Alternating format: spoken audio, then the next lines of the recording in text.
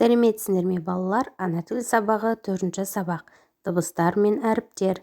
Ең алдымен каналға тіркелуді ұмытпа. Бірінші жаттығу: өлеңді мәнерлеп оқы. Жаттап ал.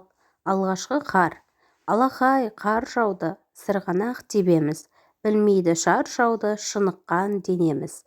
Шығамыз далаға, соғамыз ақ қала. Мінеміз шанаға, күлеміз шаттана. Дәркембай Шоқпарұлы деген кісі жазған екен. Өлең не туралы балалар? Өлең алғашқы қар, яғни жауған қар туралы екен. Балалар сырғанақ тебеміз деп қуанып жатыр. Және шанаға мініп ойнаймыз деп күліп қуанып жатыр. Екінші сұрақ: қар, сырғанақ сөздерінде неше дыбыс, неше әріп бар дейді.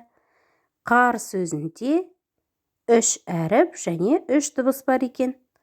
Сырғанақ сөзінде 8 әріп, 8 дыбыс естіліп тұр екен балалар.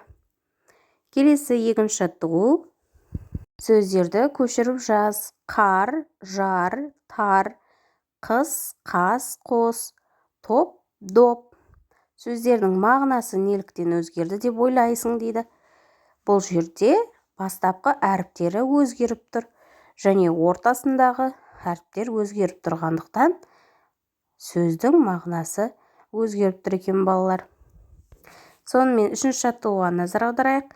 Бос орындарға дауысты дыбыстарды қойып сөздер құрап айт дейді. Гүл, доп, бос және алма, арба, елші, емен, ерік, есім. Міне осындай дауысты дыбыстарды қойып біз сөзді толықтырдық балалар. Сабақ аяқталды. Сау болыңдар балалар. Каналға жазылуды ұмытпаңдар міндетті түрде.